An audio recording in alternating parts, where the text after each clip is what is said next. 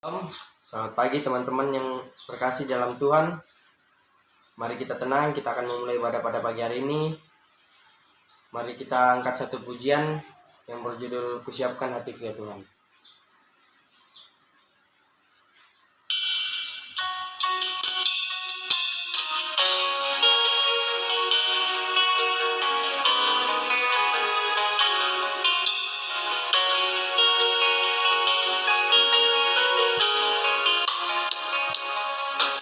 Kusiapkan hatiku Tuhan untuk dengar firman-Mu saat ini.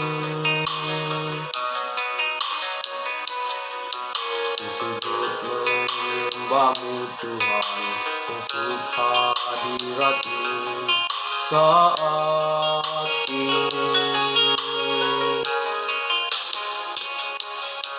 Curahkan urapan-Mu Tuhan bagi jemaat-Mu saat ini. Kusiapkan hatiku Tuhan untuk dengar firman-Mu.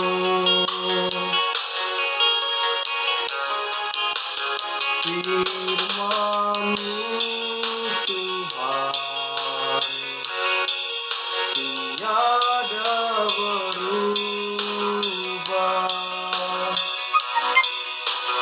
dahulu sekarang selama-lamanya tiada berubah. Firman-Mu Tuhan penolong hidupku. Kusiapkan hatiku Tuhan untuk dengar firman-Mu.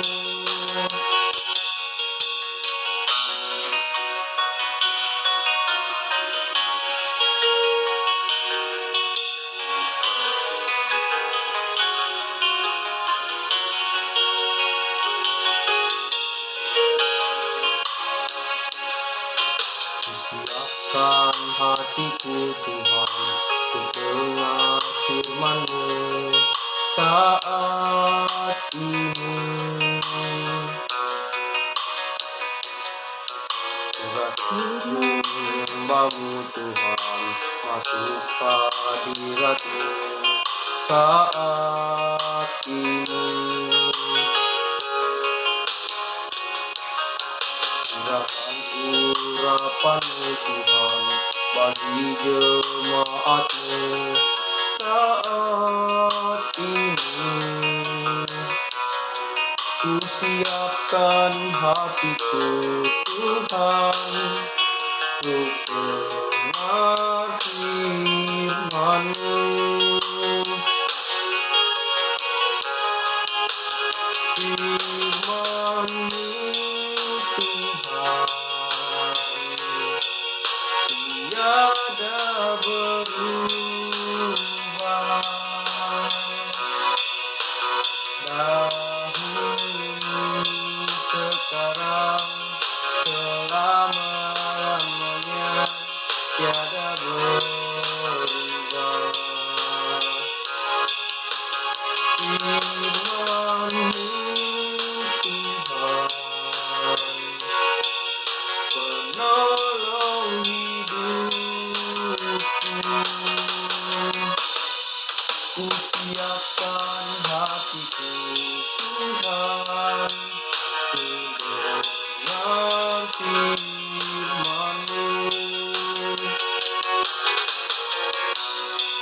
Kusiapkan hatiku Tuhan untuk dengar firman-Mu.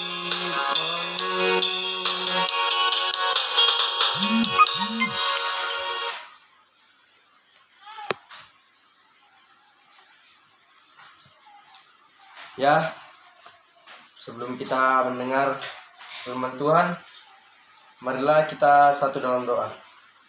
Terima kasih Tuhan Yesus, berkat kasih dan pemeliharaan bagi kami.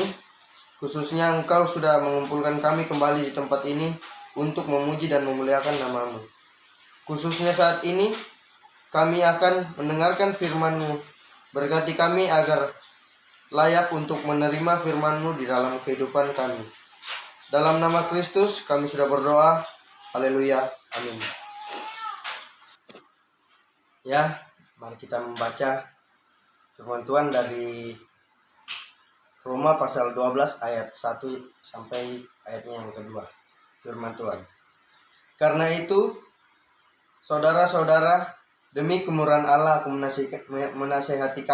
menasihatkan kamu, supaya kamu mempersembahkan tubuhmu sebagai persembahan yang hidup, yang kudus dan yang berkenan kepada Allah.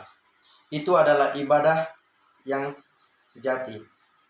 Ayat yang kedua, janganlah kamu menjadi serupa dengan dunia ini, tetapi berubahlah oleh pembaruan budimu, sehingga kamu dapat membedakan manakah kehendak Allah, apa yang baik, yang berkenan kepada Allah, dan yang sempurna. Ya teman-teman, kemurahan Allah yang diberikan kepada orang percaya ternyata memuat atau mengandung risiko atau konsekuensi. Setelah menerima kemurahan Allah, orang percaya memiliki tanggung jawab untuk mempersembahkan tubuh sebagai korban yang hidup, kudus, dan yang berkenan. Inilah yang disebut sebagai ibadah yang sejati. Hal ini harus dimengerti dan diterima oleh semua orang yang percaya kepada Tuhan. Maksud dari ibadah di sini bukan saja kita memberi sesuatu kepada Tuhan, baik dalam berupa uang atau apapun itu, tetapi kesediaan untuk berupaya untuk mengalami proses perubahan. Di sini sebenarnya kunci kehidupan orang percaya itu tidak berpikir kalau sudah pergi ke gereja berarti sudah memenuhi panggilannya sebagai orang percaya atau orang yang berbakti kepada Tuhan.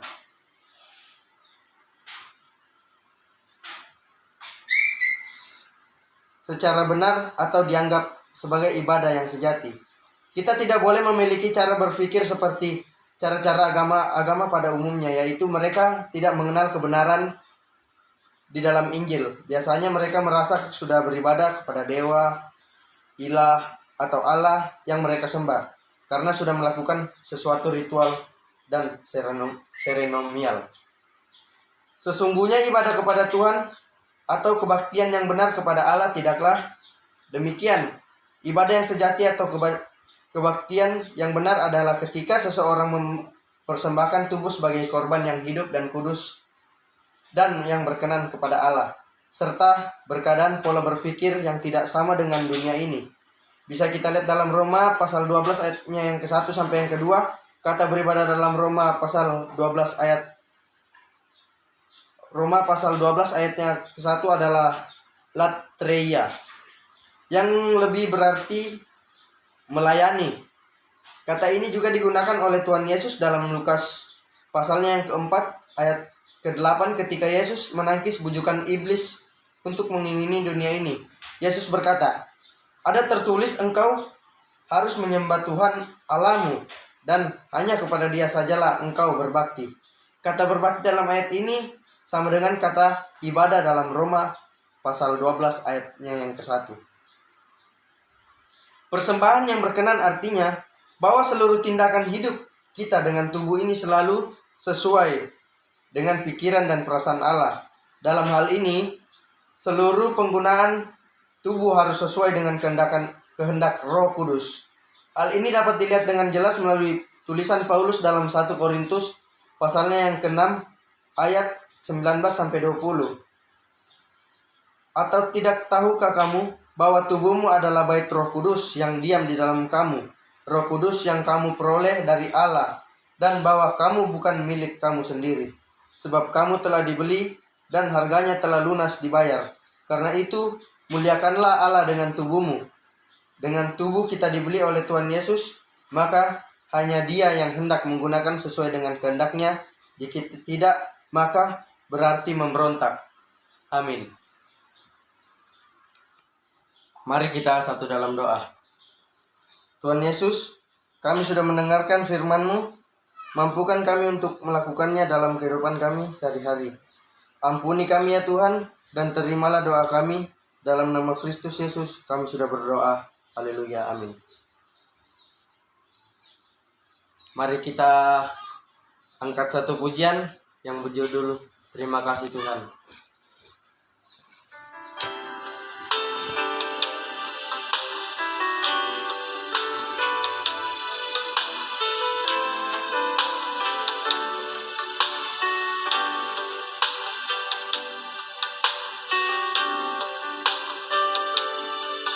Terima kasih Tuhan untuk kasih setiamu yang ku alami dalam hidupku. Terima kasih Yesus untuk kebaikanmu sepanjang hidupku. Terima kasih Yesusku buat anugerah yang kau beri sebab hari ini Tuhan adakan syukur bagimu.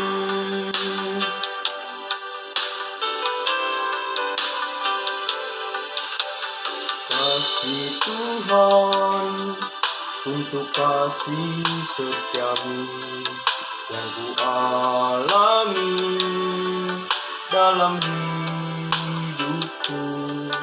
Terima kasih Yesus untuk kebaikanmu sepanjang hidupku. Terima kasih Yesusku buat anugerah yang kau beri sebab hari ini Tuhan adakan syukur bagimu.